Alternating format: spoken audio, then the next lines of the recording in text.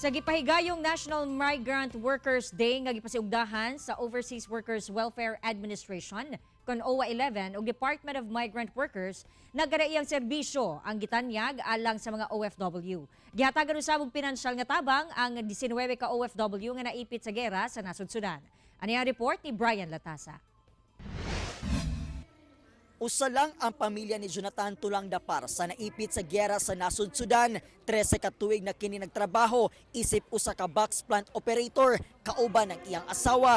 Dito na sab sila gikasal og nagkaanak. Saysay niya ang dili tiaw nga kalisod nga ilang nasinatian human maipit sa gyera sa Sudan. Makaingon jud ko siya nga isod kay una nga apektuhan is kanang parte sa pagkaon murag ang mga tao kanang murag gahardol bitaw kanang kuan kanang pagkaon. So, usang iyang pamilya sa nakadawat og tag 50,000 pesos nga tabang sa 19 ka mga OFW nga naipit sa Sudan nga taga Davao Region.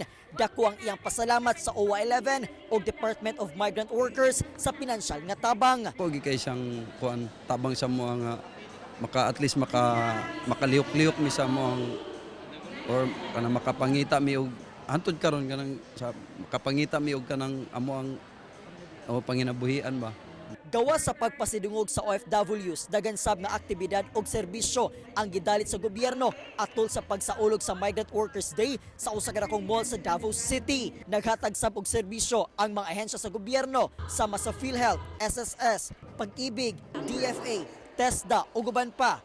Kini agig pag-ila sa sakripisyo ug dakong kontribusyon sa mga OFW sa ekonomiya sa Pilipinas. Diri sa OWA, aduna tay mga nagkadaiya nga mga programa, aduna tay mga scholarship program, aduna entrepreneurship and kanang pangnegosyo sa mga OFW nung ato ang ginahatag sa ilaha. Samtang sa kanunay na pakigtambayayong sa ahensya sa paghatod og insaktong impormasyon og balita sa katawhan, gipasidunggan usab ang GMA Regional TV Southern Mindanao.